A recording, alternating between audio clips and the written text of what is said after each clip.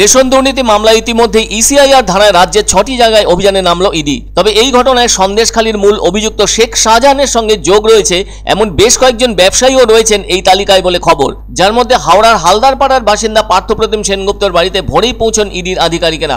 কেননা এই ব্যবসায়ীর আবার চিংড়ি মাছের ব্যবসা রয়েছে। শেখ শাহজাহানের বিরুদ্ধে একটি লিখিত অভিযোগের সূত্র ধরে ব্যবসায়ী পার্থপ্রতিমের বাড়িতে তল্লাশি অভিযানে নামলেন ইডির আধিকারিকেরা বলে সূত্রের খবর। অন্যদিকে হাওড়া ছাড়াও যাদবপুর, বিজয়গড়, বিরাটি সহ এ ধরনের 6টি জায়গায় অভিযানে নেমেছে ইডি। ইডির এক দক্ষ অফিসারের কথায়, রেশন দুর্নীতিতে প্রত্যক্ষ ও পরোক্ষভাবে কয়েকশো মানুষের সাথে যে যোগ রয়েছে তার প্রমাণ তাদের হাতে রয়েছে। আর দুর্নীতির পরিমাণ 1000 কোটি টাকারও বেশি। আসলে রেশন দুর্নীতিতে শেখ শাহজাহানের প্রত্যক্ষ যোগসূত্র নিশ্চিত হয়ে ইসিআইআর ধারায় এবার অভিযান শুরু করেছে ইডি। উল্লেখ্য, 13ই ফেব্রুয়ারিও রেশন দুর্নীতি মামলায় ফের কোমর বেঁধে নেমেছিল ইডি। ফলে ওই দিনও সল্টলেক সহ কলকাতার 6টি জায়গায় তল্লাশি অভিযানে নেমেছিল ইডি।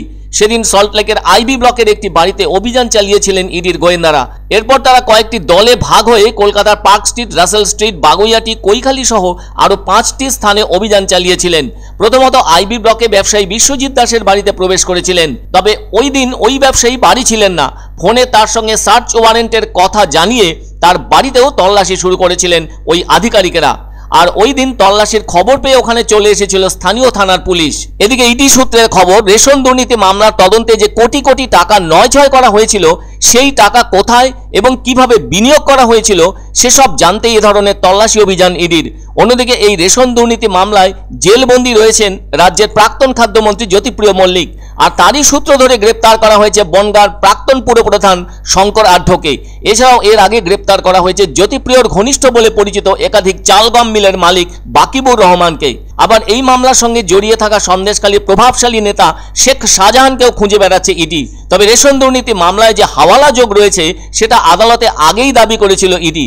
এবার কেন্দ্রীয় সংস্থার হাতে এসেছে সেই সংক্রান্ত বেশ কিছু তথ্য প্রমাণ, যার ভিত্তিতে পাচার হওয়া টাকা কোথায় বিনিয়োগ হয়েছে এবং কোন প্রভাবশালীর অ্যাকাউন্টে সেই টাকা ট্রান্সফার হয়েছে সেসব বিষয়ে খোঁজখবর শুরু করলো ইডি। এমন ঘটনার কারণে বড়বাজারের একটি ফরেক্স সংস্থায় অভিযান চালিয়ে হাওয়ালা রুটের লেনদেন বিষয়ে কয়েকটি চিরকুট পেয়ে যান তদন্তকারী আধিকারিকেরা। কয়েক লক্ষ টাকা সহ 1, 5 ও 10 টাকার ভারতীয় নোট তারা উদ্ধার করেছিলেন।